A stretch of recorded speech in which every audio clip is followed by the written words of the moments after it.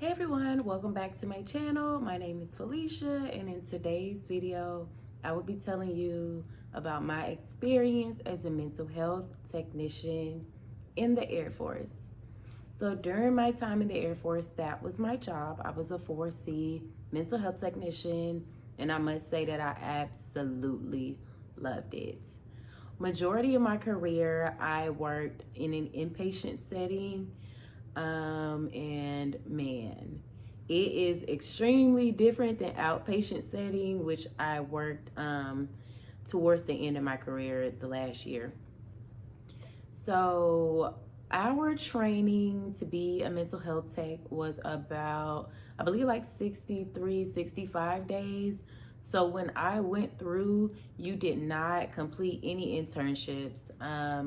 However, within the last 4 years, they included an internship experience where they actually got to go to various locations in San Antonio to get that real life feel, which I think is very important. So while I was inpatient, we worked Panama shifts. So you work 12 days on, I mean, not 12 days, goodness. You work 12-hour shifts. And with Panama schedule, it would be like 2 days on, 2 days off, 3 days on, and then the next week it would flip. So one week you work 5 days, and then the other week you work 2 days. I did like that type of schedule because it allowed me to have my entire weekend off. So you got to be off Friday, Saturday, and Sunday completely. And it allowed me to be able to get things done on like my total days off. So when I was working outpatient, we worked the typical Monday through Friday schedule, and I found it a little difficult to like get everything done I needed to do because most places are also open Monday through Friday. So like you're at work and so I did actually enjoy more working Panama shifts. So working in the inpatient setting, it was very, very fast paced. Typical day consisted of report time, started at 6:45 respectively. If you worked day shift or night shift, it would start at 6:45. You got report on all of the patients on the units. You did staff changeover, and then you had to conduct your rounds, day room, do groups, any admissions that came in, any discharges, and things like that. So it really was jam-packed, and each day was totally different. You did not know what you were walking into at work. You didn't know what type of patients you had going on the unit.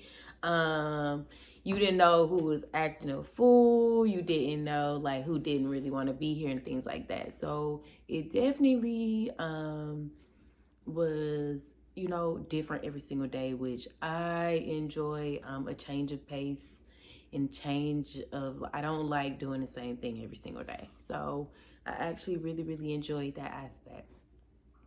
So now that next aspect would definitely be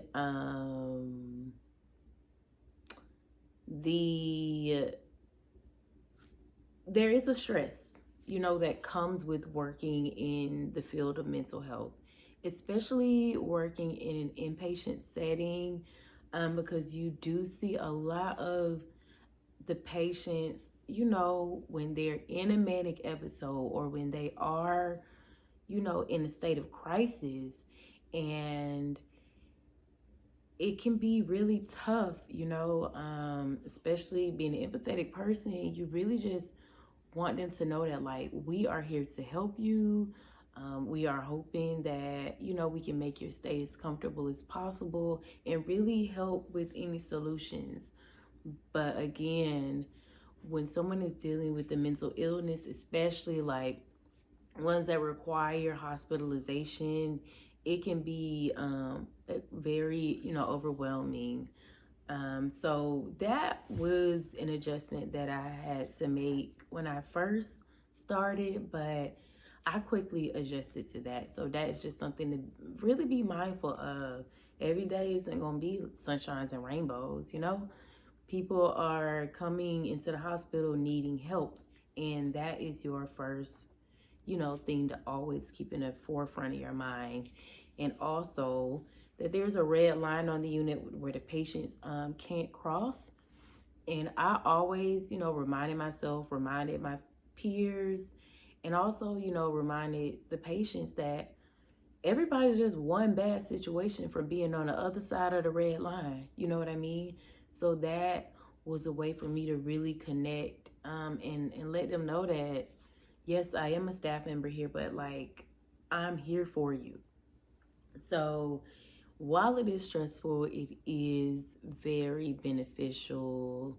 And just being able to help someone go from a state of crisis to kind of finding a new normal, it's not a word that I can put on the feeling of just being able to help people.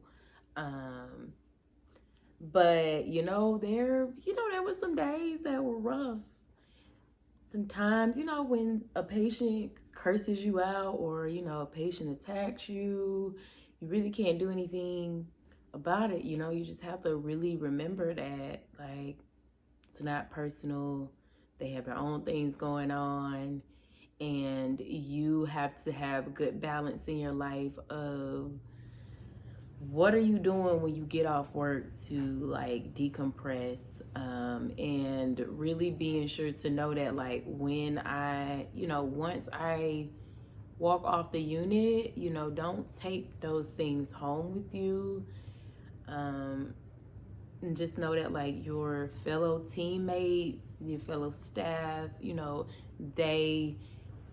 we are all working on the same goal. So know that, like, they are doing everything that they have to do to keep the patient safe as well, because sometimes you'll meet a patient and you're concerned about them, and you'll leave work and be like, man, I hope they're good, or you just wish that you could kind of help them out a little bit more. But just know that while you're at work, do the best that you can, and that is good enough. So yes, I thoroughly enjoyed the inpatient setting. So outpatient was more relaxed. I would say it is more structured as a, kind of like a typical 9 to 5, typical corporate size, very different than the hospital setting. We did a lot of outreach and prevention work, and it's a lot of more administrative work.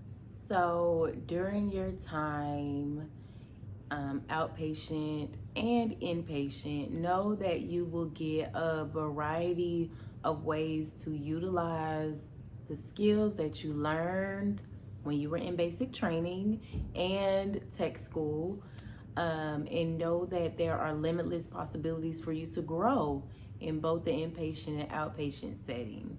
So just take advantage of the career that you have been afforded, and really look for ways that you can grow and become as a mental health tech. And yes, I hope that you all enjoyed this video.